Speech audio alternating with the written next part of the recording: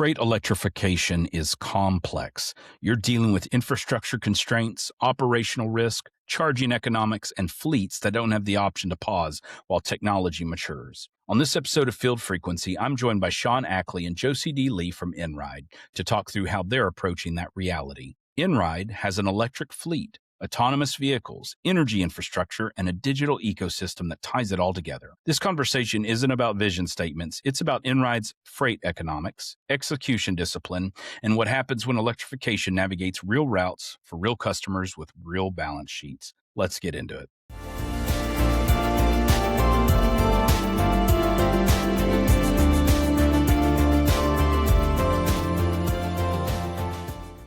Welcome to another episode of Field Frequency, powered by Field Advantage, an IT field services company specializing in the deployment, maintenance, and operation of critical infrastructure, including EV charging networks. Today, I'm very happy to have two leaders from Einride with me today, Sean Ackley, VP of Energy and Infrastructure, and Josie-Dee Li, Product Director of Energy and Infrastructure. Hey guys, so glad to have you. Hey, nice to be here, Jason. Yeah, this is going to be a pivot for Field Frequency to have two guests. So you're the first feature where we have two guests, and I'm glad because we've got different conversation tracks, and so I think it's going to be cool to be able to approach those talking tracks from different points of perspective. So that's cool. This is Field Frequency first. Would want to kick off this conversation obviously first with your personal story, your origin story. What was the professional journey that led you to the seats that you were in? Obviously, we want to get into Einride's mission and execution, but I want to find out about your story first. So the role that you're in today and how your industry experience has shaped where you're at today and what you're doing at the company. And so I'll leave it up to you. Who wants to go first on that? Normally, I would tip my hat, but let me set it up because then I think Josie-Dee's story and how she joined would be interesting as well. But Sean Ackley, long time in e-mobility, I'd say better part of 8, maybe going on 50 years, what feels like in e-mobility. But I've long time background, power infrastructure, worked for very large power industrials in the earlier parts of my career. Started in working in data centers and UPS systems, working for Eaton, worked my way through project management and overseeing construction activities in low voltage and medium voltage for Siemens. I got a chance to work in their e-mobility division as it was standing up in the earlier days where they were building EVSE hardware equipment as well as sort of a digital management ecosystem, things like asset management, a network operations center, customer service, deployment, the physical construction and installation of these assets. Most of that work serving fleets. That was where I started, was e-bus fleets serving transits and some of the metro operations for rapid bus, as well as local transit operations that were going to be electrified. So nice to come full circle. But in the meantime, transitioning through working for another large power industrial that was acquiring a bit of a sort of a distribution power equipment manufacturing business, now known as Hitachi Energy, supporting them as well as the Hitachi corporate mission, trying to figure out where does Hitachi play in the world of e-mobility in North America. Gave me some great exposure to where is corporate venturing, spending its money and investing in some of these technologies, where are large companies investing in their product portfolio and roadmaps, who do they think will be big buyers of this equipment, and what are their vested interests in electrification of things that move. And in those worlds, I started to get exposed to light-duty vehicles. Spent some time at a light-duty OEM. I don't know if all of your listeners may have heard of a company called VinFast out of Vietnam, but that was certainly an exciting, I'd say it was one of the most interesting jobs that I've had working there. It was exciting to work at an OEM and see a new OEM come to market, not without troubles, but certainly exciting in the charging space as well. We built some very cool things while I was there. Very proud of that work and the team we got to work with there. But I had been exposed to Einride all along those journeys, getting to know their origin story in autonomy, their growing ambitions in moving heavy duty freight for shippers electrified. So it was always neat to see their growth story, and then had an amazing opportunity to join the team. And I've been here for 2 years leading the U.S. Energy and Infrastructure's business unit, where we do something that's a bit of magic and a bit of strategic spend of money. It is building fueling to enable heavy duty electric freight, and doing so in a way that doesn't make the entire TCO model just completely miss the mark, pursuing diesel parity. Anyone that you've spoken with or anyone that that's in this ecosystem charging infrastructure is expensive. Mhm. It is intensive. It is usually the bottleneck in figuring out how to transition a fleet. So it was an exciting opportunity to come join the team. Like I said, I've been here 2 years, and it's a mission-driven company, and there's not a person that has joined this company that isn't also personally vested in electrification. So it's a very exciting and passionate work group. So yeah, it's been a wonderful time here. And then luckily, turn it over to you, Josie, but luckily have had an addition to the team as of recent in Josie-Dee. Yeah, I've been at Einride for 6 months now, and it's been an amazing learning journey so far. Before Einride and really starting at the beginning, I started my career in management consulting, specifically in the utilities industry, working on data management, demand response programs. Really opened my eyes to the criticality of this infrastructure that is kind of Mhm. hidden in our everyday lives and we take for granted. And compared to maybe my peers who were traveling all over working for CPG companies, I was working on this very underserved, unsexy, operationally complex industry, but really kind of started my interest in electrification. I was at Accenture at the time and did a brief stint in Mhm. corporate strategy for their emerging AI group, but pivoted to product management to really get my hands dirty and build products. I worked on enterprise applications, ingesting physical sensor data to drive insights and action by fleet managers or users of connected home platforms. On that topic, I went on to lead the smart home product team at iRobot, which is the Roomba robot vacuum and mop cleaning company, really working on connecting robots with other devices and home ecosystems like Amazon, Google, Apple for hands-free cleaning and automations. I still had this itch to work in climate.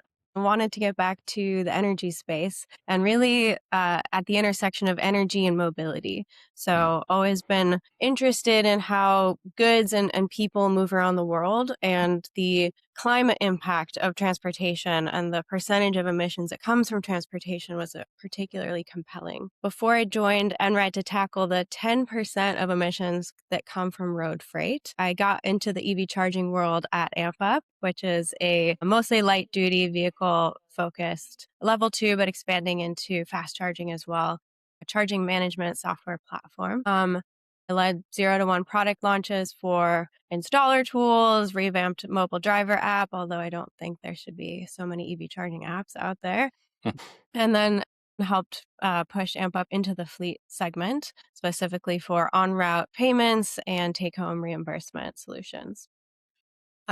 While we weren't serving only fleet, I was particularly interested in that fleet segment and really how do you charge vehicles with the complexities of other depot operations, energy and load management controls, prioritizing certain vehicles to get back out on the road, and really focusing on that TCO business case to electrify in the first place. After AMP Up, I did some product consulting for e-mobility startups and kind of in parallel, living in San Francisco, seeing and riding all these robo-taxis around the city, I really got interested in and maybe obsessed with autonomy, Mhm. and really started to narrow my career focus to the intersection of EV, AV, electric and autonomous vehicles, and specifically in more of the behind the scenes fleet depot operations with an energy management, energy optimization focus. So here comes Enride. Enride is exactly in that intersection. A friend put me in touch with Sean actually and said,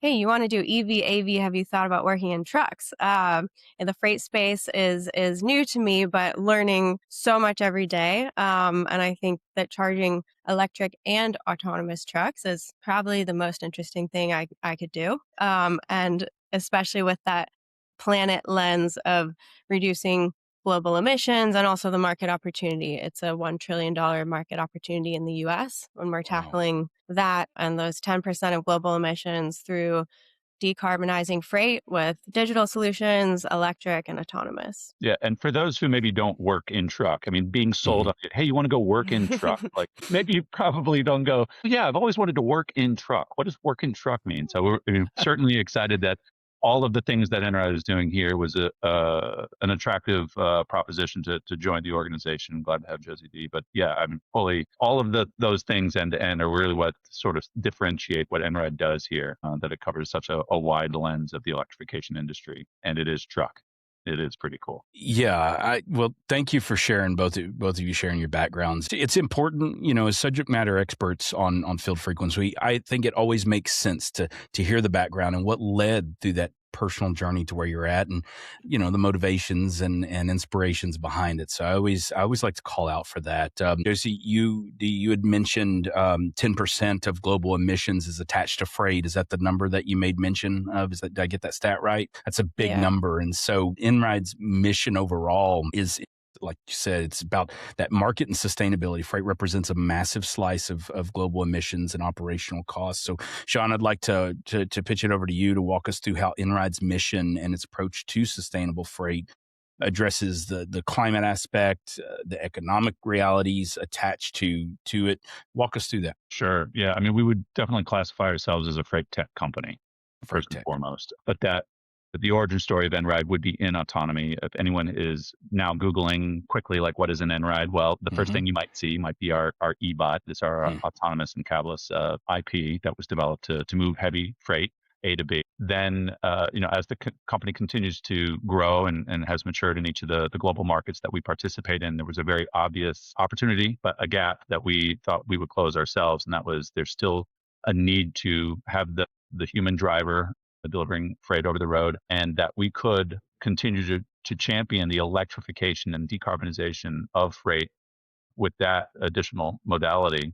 We then acquired Class 8 rolling stock assets, own them, operate them. So that is another part of our business that has grown very well, leaps and bounds over the last few years. And then the third part of the business that Josie-Dee and I spend our times in is that electrification, or the fueling, e-fueling, we'll call it, part of the business. So it starts as an enabler to serve those other two divisions, the autonomy and the driven fleet divisions. But in and of itself, as our business continues to mature, we start to look outward of what else are we doing with this precious commodity that it is energy. So it is serving our fleets, working to reduce costs. It is also looking up to other fleets that maybe don't have the same buying power, maybe don't have the same volume of truck that they buy, but are still trying to achieve those TCO parity formulas to make that business decision pencil. And energy is an important component of that. I would say roughly 15 cents on the dollar spent to deliver goods A to B in an electrified future is have everything to do with how you fuel the truck with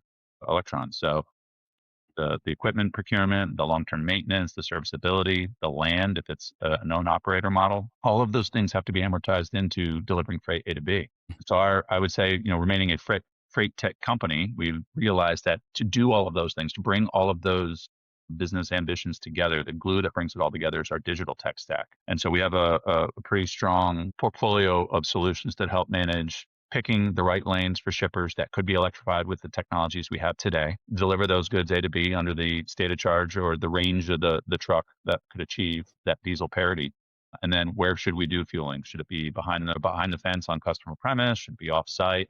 How do we amortize some of the operative costs of owning a truck and running it? That is dynamic routing. That is TMS integrations. These are all the things that a freight logistics company needs to have. And we have to integrate with all of it and then do something different than has been done before because the technology is a little different.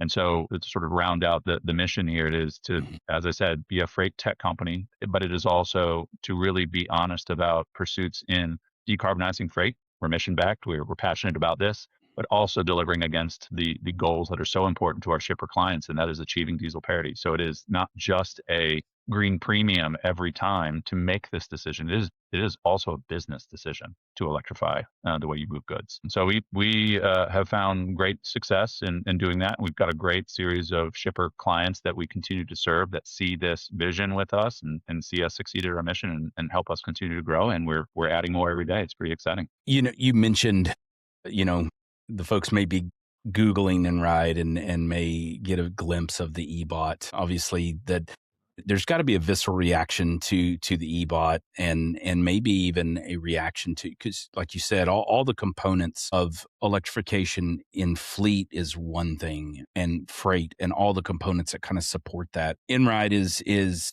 transforming freight end to end, not only through electrification and autonomy, but other aspects. And the eBot and its an autonomous feature is an example of that.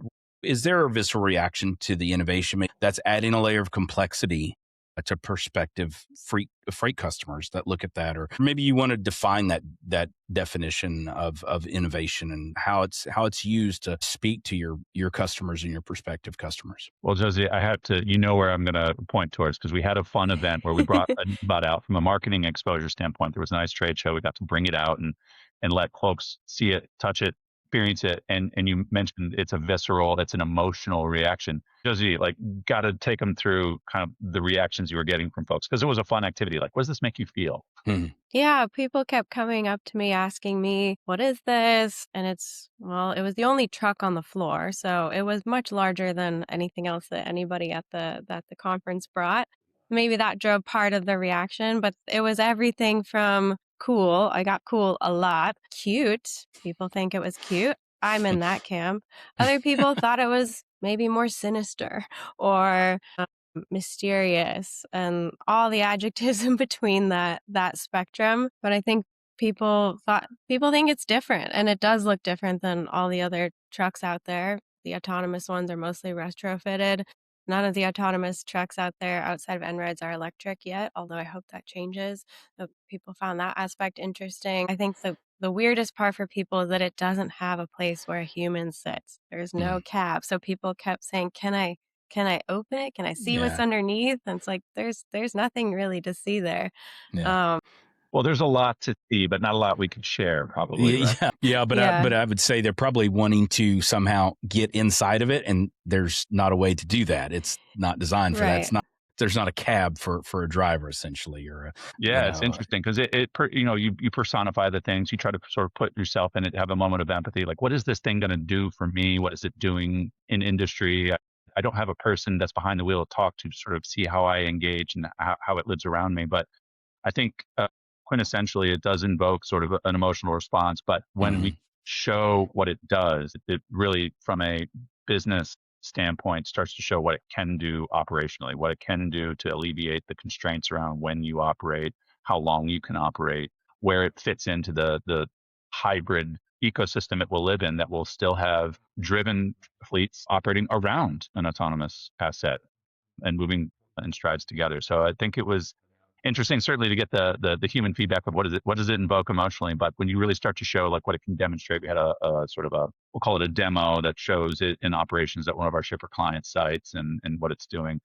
Then they start to go, oh, I see why you've gone this route. I see why you've taken the position you have, that it had to be electric, and fully believing that an autonomous future is an electric future is definitely a mantra internally here. It's very easy to see why once you see it moving and doing what it does. Yeah.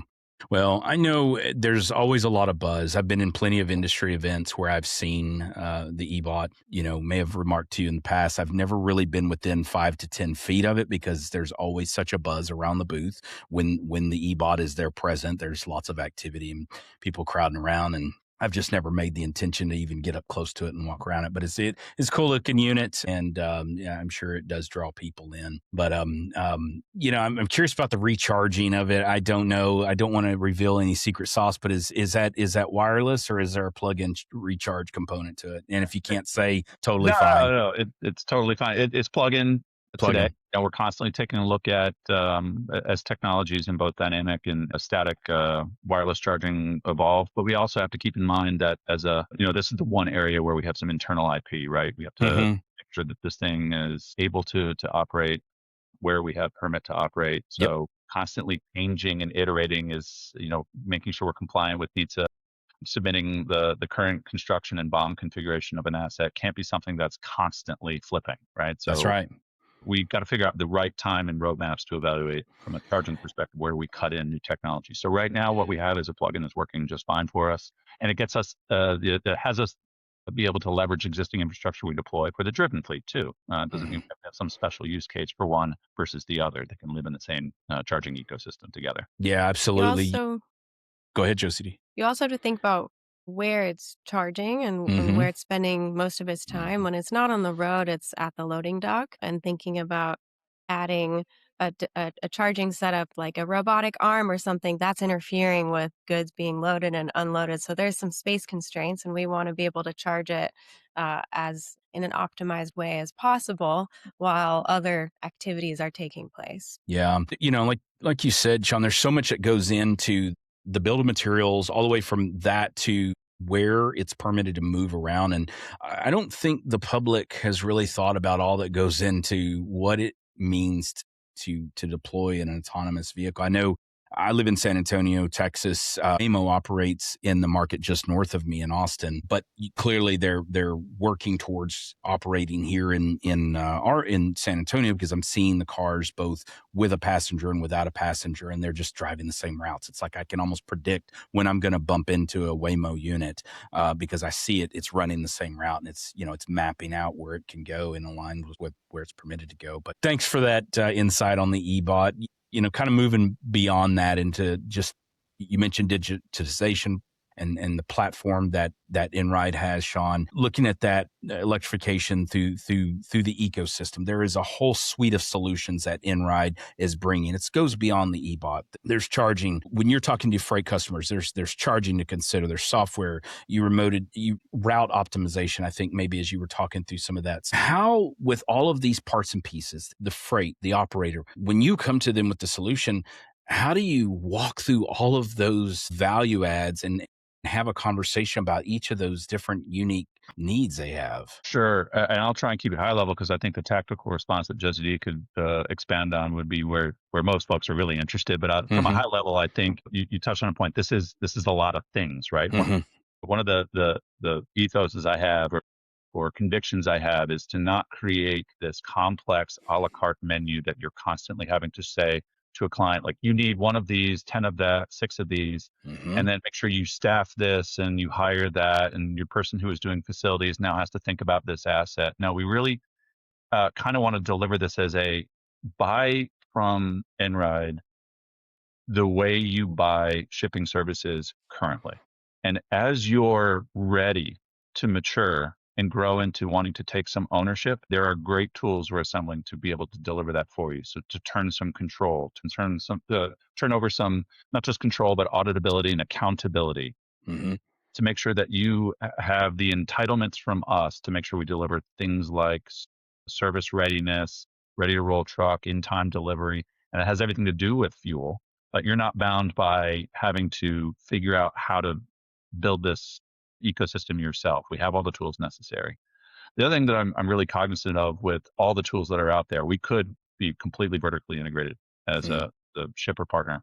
And then there are some areas that really make sense instead to build it ourselves, to partner up well. And so there's a lot of great makers of some of these ecosystem components. And we have a responsibility in the North America market, so I can talk more close to that. But globally, we constantly take a look at how much of this do we need to develop ourselves, build ourselves, or how much of this do we lean on partnerships where they have a best of breed product that we can help close a gap in our product portfolio. And then beyond that, at top level, all of this has to make dollars and cents.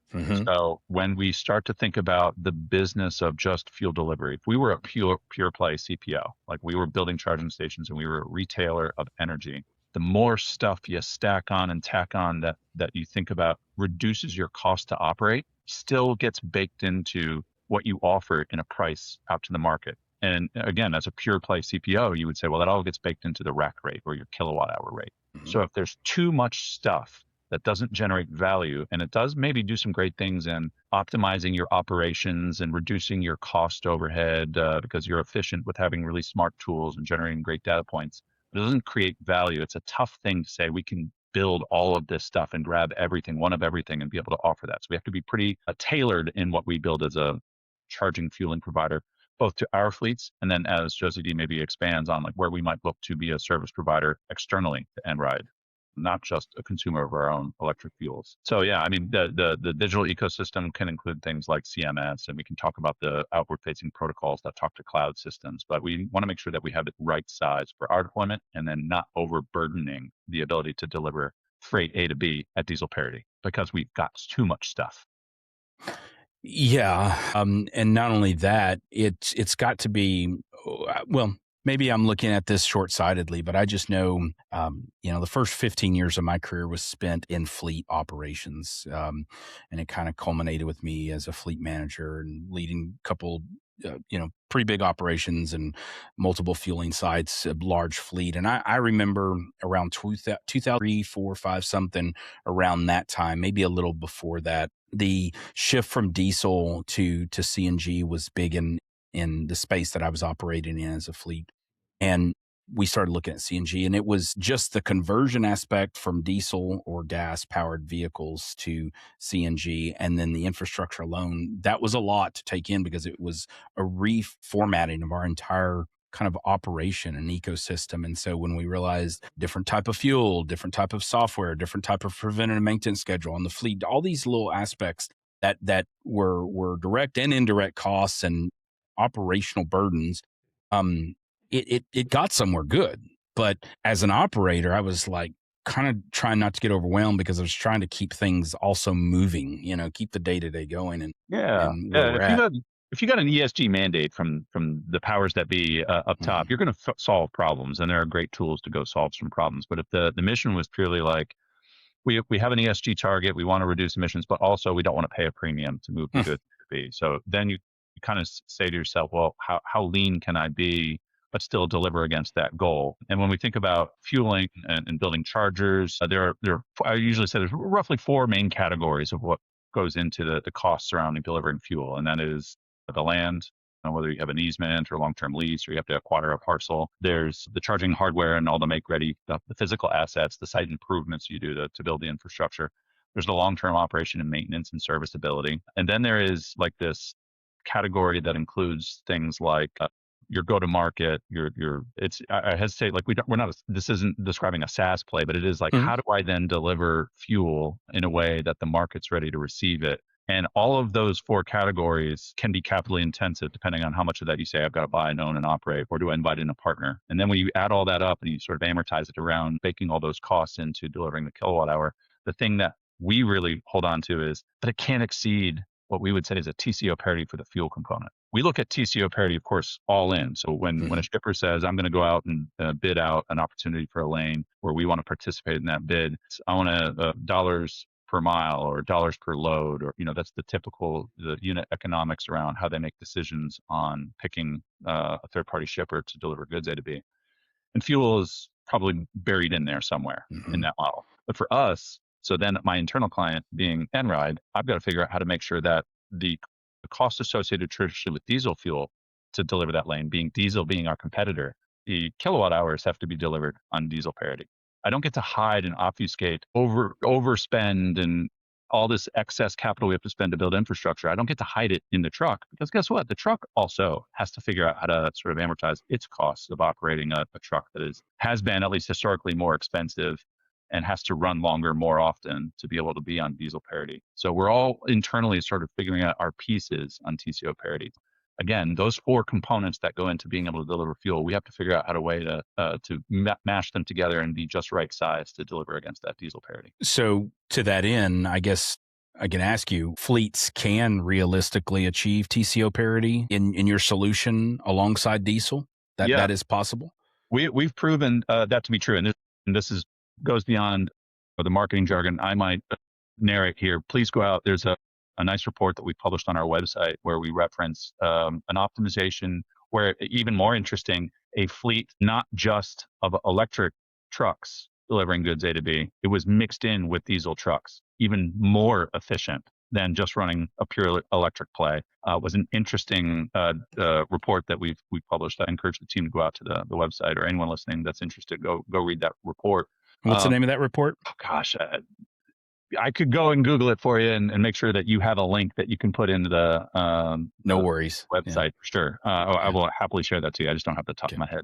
Got it. Go to our press room. I think it's in one of our press rooms. But to that extent, then what's interesting, I think, Josie-Dee, it'd be nice if you could sort of explain, like, how do we do that? And maybe we'll stick to our lane here. We'll stick to the charging side of that equation. But the how we do that is pretty interesting. Well, sorry, go ahead. How we get to e-fuel parity with diesel and really selling energy the way that people buy diesel, and not adding layers of complexity like time of use rates or additional complexity and costs around charging. One is we use our digital platform. It's called Saga. It integrates both route and transportation planning, optimization with charging, both from a charging scheduling perspective, we call it reservations, as well as from a kind of estimated time of arrival, departure with SOC, and charging speed all factored into that. And so that's definitely one way that we optimize kind of with that software layer,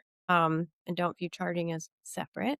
Mm-hmm. And then we also look at how do we bundle charging with other operational activities, like if we're domiciling overnight, charging overnight, um, and other methods. I think on the energy side, there's a few different ways that we think about charging in different use cases and scenarios. Our approach in Europe is a little bit different than the US. So I think Sean explained a couple of the different scenarios, like private depot, behind the Mm-hmm. fence for customers.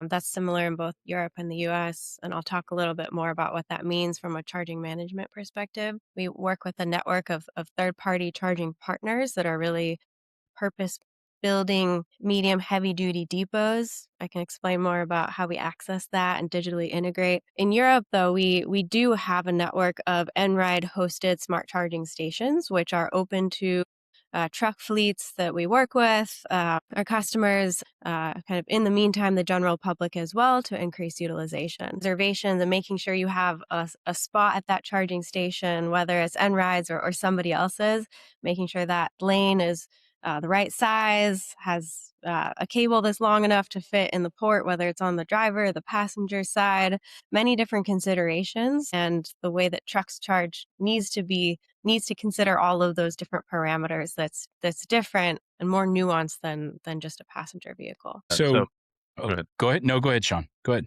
No, just bring it on. Like, so we talked about, there's this digital control Mm-hmm. capability that helps us blend, whether we're leveraging charging that we own and operate offsite, sort of an Einride smart charging hub or smart charger, something that we might install behind the fence for a shipper client on their premise. We can sort of blend that in a charging ecosystem that says if a truck needs to charge at one side, it can do that here, and we can then dynamically route it over here, where we can do things like finding the best rate, where's the cheapest energy. And then we can also do some pretty interesting things with third-party developers where they're developing parcels. They need to continue to see utilization climb. We can, as here in the US, negotiate that we will buy sort of a wholesale capacity at these sites rather than more of a tenancy model. We'll basically say we need fuel and we need it in this region. We have this many trucks that are operating for shippers in this area. Mm-hmm. And we'd like to give you something that is long-term and forecastable in the form of a contract of offtake. And then that then folds into this ecosystem. So now we have this network of capacity offtake at third-party sites, the stuff that we build and own and operate, and the stuff that we build for partners behind the fence. And we can aggregate all these things and sort of blend them together to blend the rate, make it stable and predictable for clients who Mm-hmm. need that. We can play arbitrage and fight time of use rate structures and the variability and volatility in the utility industry if some customer needs that.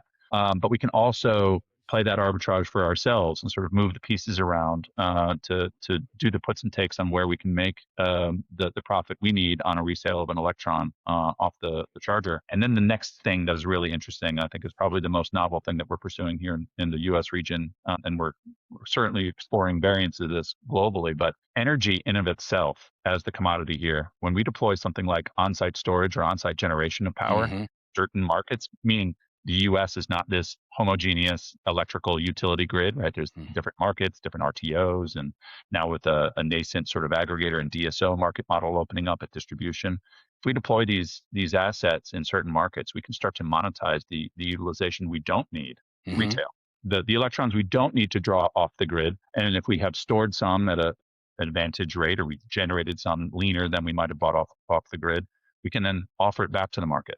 Mm-hmm. That in this market, in the current times that we're seeing where things like subsidy and rebate are tricky to find in all markets, that in and of itself is a business revenue injection that subsidizes other parts of our business, allowing us again to achieve that TCO parity of fuels. So that we're able to do that and go out to the market and say, charge with us, charge with our partners. We are the company partner that will help you achieve your TCO parity goals and e-fuels. And as you electrify, there's things inside the portfolio we offer in running freight for you, owning and operating the assets, letting you run the assets. They live on our balance sheet. All of those tools are further unlocks that we get to offer in those conversations. That's a full suite of solutions and a lot there to kind of flesh out, Josie-Dee, when you were talking about the features of Saga to kind of flesh out as an example. An operator maybe has constraints at their local facility in terms of charging infrastructure. So maybe they built out X amount of chargers.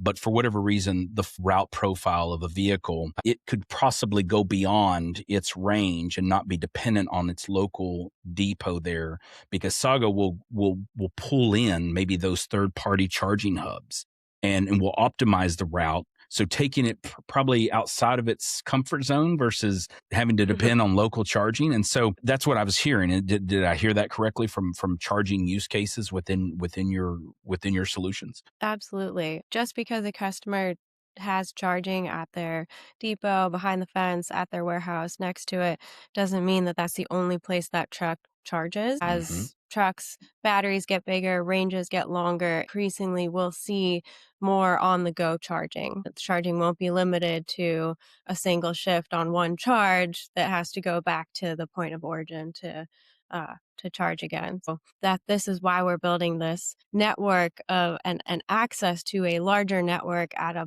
blended, stable e-fuel rate, so that we can allow this multiple use case of the truck maybe just charges as much as it can at the warehouse and then tops up at a nearby, gets automatically routed to a charging waypoint. The rate of the complexity of charging is not an issue. That system can automatically route the truck to a nearby charging site that has an available lane. We have dynamic reservations that can assign that truck to that specific charging lane, communicate to the driver where to go, and make changes too if the schedule for the day changes and the truck has to drive a little bit farther that day. And there's many ways to enable kind of this network of third party chargers, and what Sean mentioned about kind of brokering capacity, buying large volumes of energy that then we can consume with our own fleet or deploy with our customers or any other fleets. Yeah, that's fantastic. Just so I make sure I didn't miss any parts of that in terms of the overall charging use cases and solutions. You've got obviously the local private depot and the third party charging hubs. What was there a third pillar in that? Yeah, this is more on the energy side, where we'll have Einride-managed and co-developed sites with EV chargers co-located with those solar and battery assets, which is both kind of balancing our participation in these wholesale energy markets when those electrons aren't being used with our fleet charging needs, and making sure we're not impacting any freight operations, allowing us to do both kind of revenue generation as well as making sure our trucks are and any truck that comes to charge, it gets back on the road with the power it needs and not impacting their shift. We're still kind of early in this process in the site selection phase in the Baltimore area, and working with capital financing partners, and plan to bring this to life in the next couple of years. That's great. That's fantastic. I know that there's been efforts for charging hubs for ride shares and public access and fleet applications and stuff, but there's a lot of work to try to bring all that into a single ecosystem where everybody understands who's doing what, who has access when. And so you're taking that work out for your customers for that to make it easier. It sounds like. Yeah, it sounds like Saga has a lot of compelling features to it as a platform. That's really cool. Any other comments on maybe the execution aspect? Yeah, one important piece is having a single pane of glass to see what chargers are available. It shouldn't matter who owns and operates that site, but having a single way to see or be dynamically routed to a location, and then also have visibility to real-time charging status, state of charge, charging speed, to ensure that you can get back on the road at the time you need to, having all of that charging history, any sort of fleet invoicing, billing in one place. So this is really a central location to see real-time status, have assurance that your reservation that's upcoming allows you to charge at that location, dynamic routing, rescheduling as needed, and then that historical view as well that's visible to the fleet, the CPO, the operator, owner of the charging site, and Einride. This has been a great conversation thus far. It's amazing how quick it goes. I always like to try to round the corner of the show with a forward looking conversation, just to kind of look forecasting, looking at things, The crystal ball. Let me go crystal get it. ball, Yeah, crystal ball. Yeah.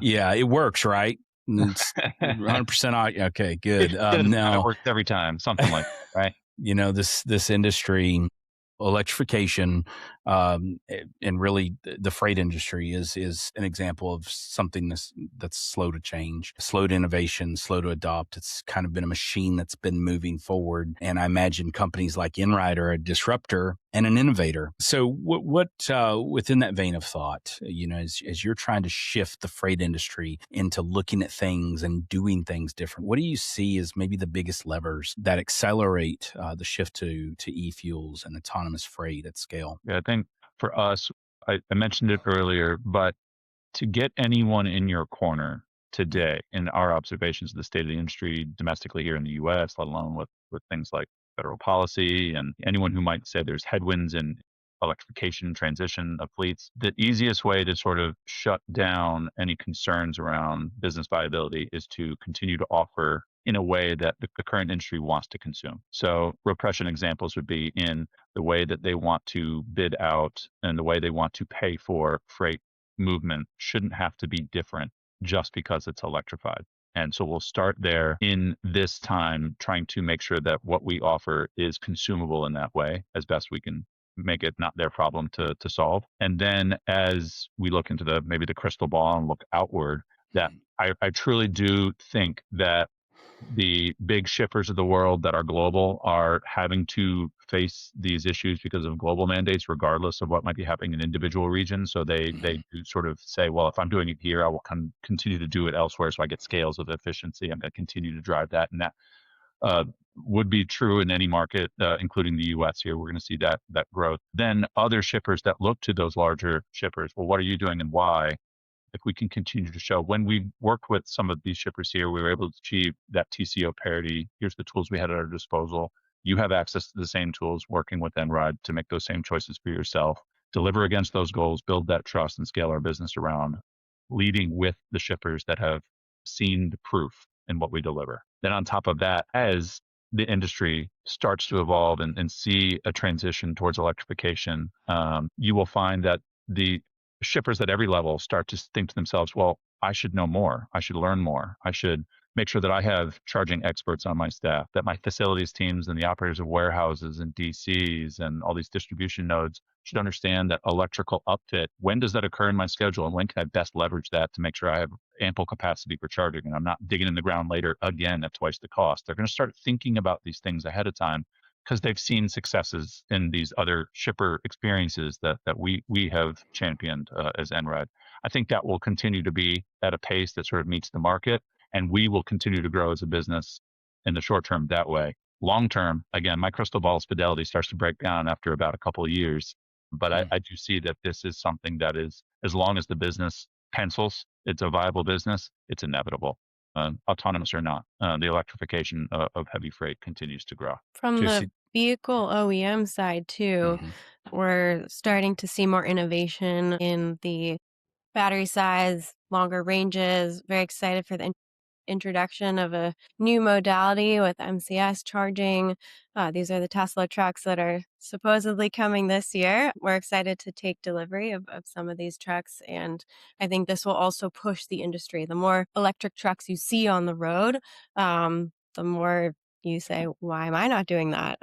And like I said, I think this will also shift the industry more to an on-the-go charging model, fueling model that's more like filling up a tank of diesel. And I think this will force kind of people to think differently about how they run their operations. And in order to get these trucks delivered, charging infrastructure has to be there. So the chicken and the egg problem, I think, will become less because there will be more available charging, both with this network, the network of third-party partners we work with, maybe behind the fence, private depots as we think of them today, opening up to share with other fleets. I'm optimistic that there is a use case for that drives utilization, monetization opportunities. So more charging options equals more opportunity for electrification, especially when these trucks can drive farther and have more options on the go versus having to make it back to the point of origin in a single charge. Very good.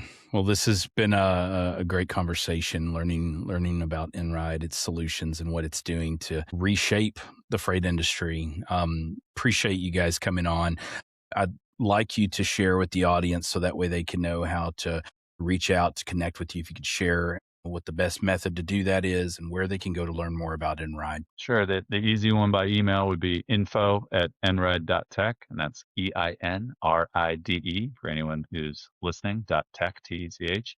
Go out to our website. There's a contact form there as well. And then by all means, reach out directly or on LinkedIn. Or you know what? I'm going to tell them to call you, Jason, and then you can introduction. Because if you start with Jason, you're starting at a good point. That's for sure. Yeah. Well, there's a finder's fee. So I'll be collecting names and all that information, and then I'll just be selling them back to you, Sean. Perfect. Happy to do that. All right. Fair enough.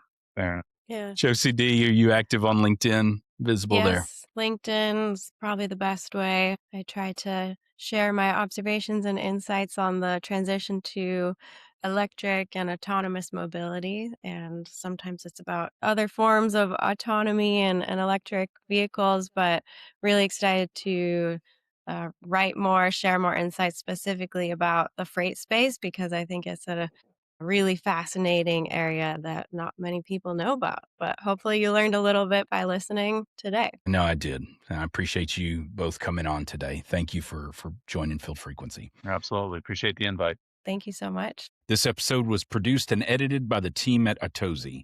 To find out more, visit autozy.co, AUTOZY.co.